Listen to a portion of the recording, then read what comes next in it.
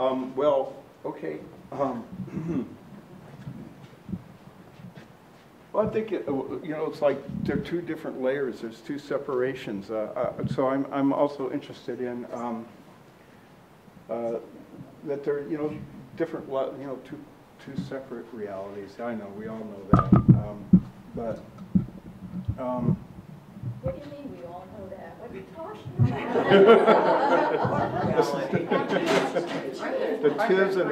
The tis and the taints.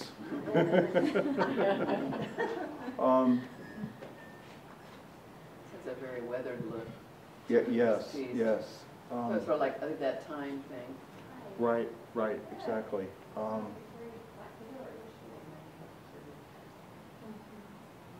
Yeah. It's sort of like having fun. You go on an adventure, and basically, I can't really explain to you why it stopped or why I stopped doing it. But I feel some kind of satisfaction to say, yes, I'm done with this. Yeah. And David and I have a good friend, Robert Beckman, who says, fail faster. You get in there, you go. So there's always a tendency of going one step beyond, and then everything is destroyed. So it's always this little game that you play. But basically, it's an adventure for me. It's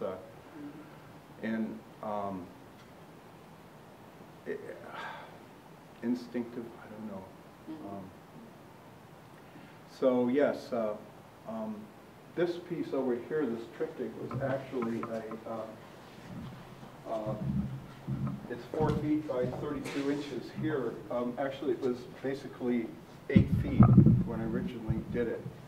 And I looked at it and I couldn't see anything, so I wound up taking the panel and removing 2 feet at the top and 2 feet at the bottom.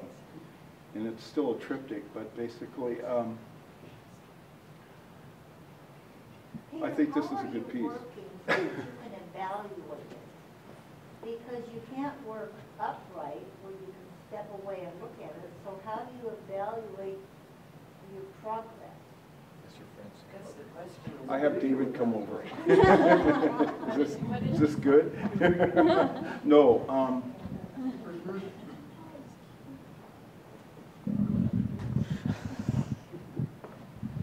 You work with it on the floor? I do work on the floor. Well, I think that it's kind of, for me, it's like getting back into that moment where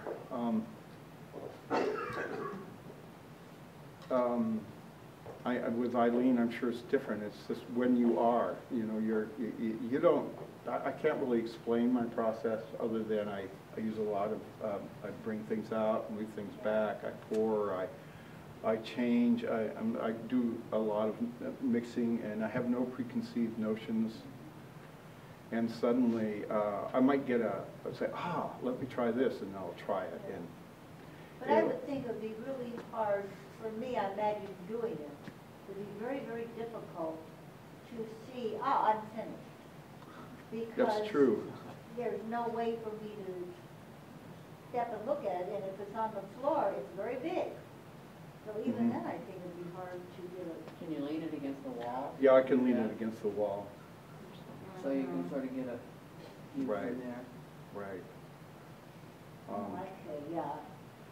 Thank you.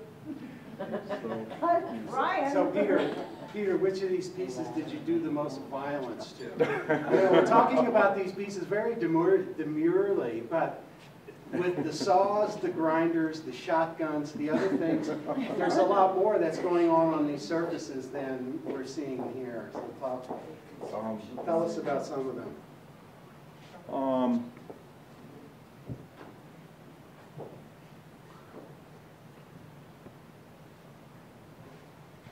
I think a lot of my what I feel are my better pieces echo the despondency of our time. I know that sounds horrible to say that, but I think we're in this era of destruction, of things collapsing and falling apart. And does that mean it's horrible? No. It means that you can look at it and see maybe, I don't know if beauty is the right word, but you see something there that's very passionate. And that I think is one of the centers of who I am right now. And the reason why I'm doing this is try to express this time. It's an exciting, horrible time. And I think you can see it in a lot of my work. What's the title of that one, Peter? When language was first formed. So and how it's- does that deal with the current issues? If Um, you're saying when language was first formed, are you saying that it's a visual kind of? I would imagine visceral thing? that in chaos, I think we go, the world goes through these different periods, and basically when language is first formed, it's like when everything is coalescing out, and suddenly there's a new, in a way, that title is to give hope in a way, because language means there's going to be communication when there wasn't any. And I think we're sort of in that era now. I think we're in that area of where everything is falling apart. Well, plus there were new ways of communicating And are new way- happening so exactly. rapidly that it's all new again, too. Exactly, yes.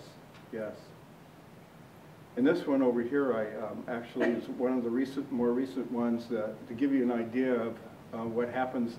That was actually, we went down on the coast of to Eureka, and we were in a hotel. We were down there for a funeral of a friend who wasn't dead but was celebrating his funeral. He was close. Anyway, it was in a travel lodge down there. I looked down at the shower stall, and this is exactly what were these triangular pieces, and suddenly. So anyway, normally I don't have any reference to things. Normally it's just one of the ones that I like myself, or a direction for me, is the process that was done on that piece, the Darkling Plain, where a lot of the tiles were laid down. It was glued, painted and glued, and then if you look at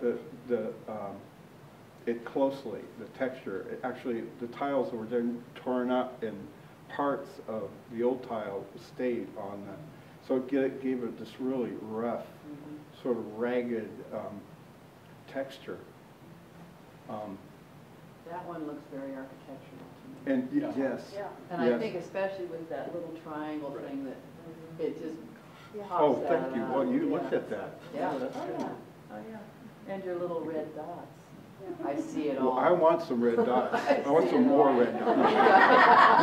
Well, you got them in the painting. Yeah, right. Oh, that's where I went wrong.